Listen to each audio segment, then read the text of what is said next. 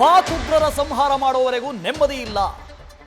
ಅಮಾಯಕರ ಜೀವ ತೆಗೆದ ಉಗ್ರರಿಗೆ ಶಿಕ್ಷೆ ಆಗಲೇಬೇಕು. ಪಾಕ್ ಉಗ್ರರ ಸಂಹಾರ ಮಾಡಬೇಕು ಅಂತ ನಟ ಶ್ರೀಮುರಳಿ ಹೇಳಿದ್ದಾರೆ. ಯುದ್ಧ ಮಾಡೋದು ಬೇಡ, ಅವರಿಗೆ ಬುದ್ಧಿ ಕಲಿಸೋಣ ಅಂತ. ಯುದ್ಧ ಶ್ರೇಷ್ಠ ಅಲ್ಲ ಅಂತ ಅನಿಸ್ತಾ ಇದೆ ಅಂತ ನಟ ವಿನೋದ್ ರಾಜ್ ಹೇಳಿದ್ರೆ, ಕಾಶ್ಮೀರದಲ್ಲಿ ನಡೆದಂಥ ಉಗ್ರರ ದಾಳಿ ತುಂಬಾ ಕೋಪ ತರಿಸ್ತಾ ಇದೆ. ಈ ವಿಷಯದಲ್ಲಿ ಸ್ಟ್ರಾಂಗ್ ಆಗಿ ಸ್ಟೆಪ್ ತಗೋಬೇಕು ಅಂತ ನಟಿ ರಾಗಿಣಿ ದ್ವಿವೇದಿ ಹೇಳಿದ್ದಾರೆ.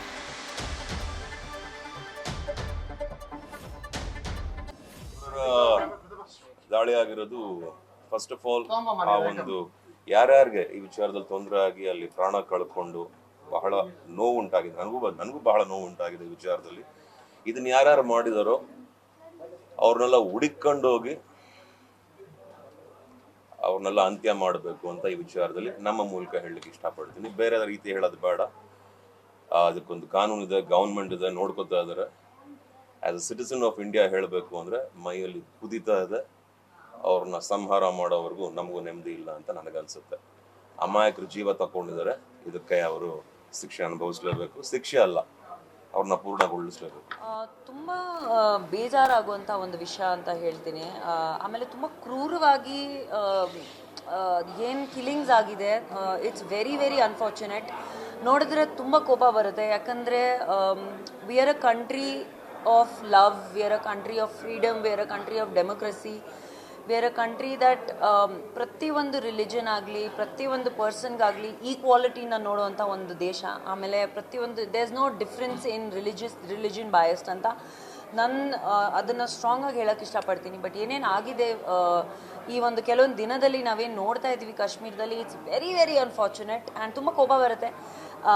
Innocent life should not be taken for some purpose ಅಂತ ನನ್ನ ಅಭಿಪ್ರಾಯ. ಆ್ಯಂಡ್ ಒಂದು ಸ್ಟ್ರಿಕ್ಟ್ ಆ್ಯಕ್ಷನ್ ಆಲ್ರೆಡಿ ನಡೀತಾ ಇದೆ. ತುಂಬ ಸಾಕಷ್ಟು ಸ್ಟ್ರಿಕ್ಟ್ ಆ್ಯಕ್ಷನ್ಸ್ ತೊಗೊಂಡಿದ್ದಾರೆ. They also caught a few terrorist, they also doing a few notions. ತುಂಬ ಸ್ಟ್ರಾಂಗ್ ಆಗಿ ಒಂದು ಸ್ಟೆಪ್ ತಗೋಬೇಕು ಅಂತ ನನ್ನ request. Because these things should not be repeated. We need love and peace in the world. We don't need war, we don't need terrorism, we don't need anger ಅಂತ. ಅಥವಾ ಇಡೀ ವಿಶ್ವದಲ್ಲೇ ಇರುವಂಥದ್ದು, ನಮ್ಮ ವಿಶ್ವದಲ್ಲೇ ಇರೋದು ಒಂದು ಹಿಂದೂಸ್ತಾನ. ನಮ್ಮ ಹಿಂದೂಸ್ತಾನದಲ್ಲಿ ನಮಗೇ ಸ್ಥಾನ ಇಲ್ಲ ಅನ್ನುವಂಥ ಪರಿಸ್ಥಿತಿ ಆಗಬಾರ್ದು. ನಾವು ಉಳಿಬೇಕು, ನಮ್ಮ ಸಂಸ್ಕಾರ ಉಳಿಬೇಕು, ನಮ್ಮ ಸಂಸ್ಕೃತಿ ಉಳಿಬೇಕು, ನಮ್ಮ ಕಲಾಚಾರ ಉಳಿಬೇಕು. ಯಾಕಂದರೆ ಅಣ್ಣ, ತಂಗಿ, ಅಪ್ಪ, ಅಮ್ಮ, ಮಡದಿ, ಸಹೋದರ, ಸಹೋದರಿ, ಈ ಪ್ರೀತಿ, ಈ ವಿಶ್ವಾಸ, ಈ ಅನುಕಂಪ, ಈ ವಾತ್ಸಲ್ಯ ಈ ನಮ್ಮ ಭಾರತ ದೇಶದಲ್ಲಿ ಈ ಮಣ್ಣಿಗೆ ಮಾತ್ರ ಅದು ತುಂಬ ಚೆನ್ನಾಗಿ ಗೊತ್ತಿದೆ. ಬೇರೆ ಮಣ್ಣಿಗೆ ಅದು ಗೊತ್ತಿಲ್ಲ. ಇಲ್ಲಿ ಸ್ವಾಭಿಮಾನ ಗೊತ್ತಿದೆ, ದುರಭಿಮಾನ ಗೊತ್ತಿಲ್ಲ.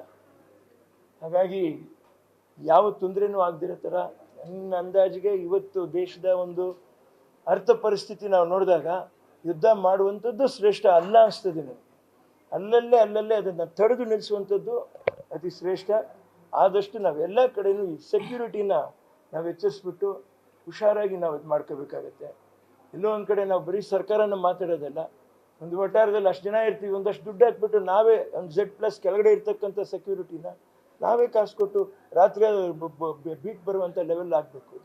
ರಾಮೇಶ್ವರಂ ಹೋಟ್ಲಲ್ಲಿ ಆಯ್ತಲ್ಲ ಇನ್ಸಿಡೆಂಟು, ಆ ಥರ ಬೆಂಗಳೂರಿನಲ್ಲಿ ಆಗಬಾರ್ದು ಅನ್ನುವಂಥದ್ದು ಏನಿದೆ. ಹೆಚ್ಚು ಕಡಿಮೆ ಜಾಸ್ತಿ GST ಕೊಡ್ತಾ ಇರ್ತಕ್ಕಂಥದ್ದು ಬೆಂಗಳೂರಿನವರೇ, ಎಲೆಕ್ಟ್ರಾನಿಕ್ ಸಿಟಿಯಿಂದ.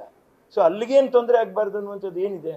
ಸೊ ಆ ಸೆಕ್ಯೂರಿಟಿನ ಸ್ವಲ್ಪ ಬೀಫ್ ಮಾಡಿಬಿಟ್ಟು ಹೇಗೆ ನಾವು ನೋಡ್ಕೋಬೇಕು ಹಾಗೆ ನೋಡ್ಕೋಬೇಕು. ನ್ಯೂಸ್ ಫಸ್ಟ್, ನಿರ್ಭೀತಿಯಿಂದ ನಿಮ್ಮ ಪರವಾಗಿ.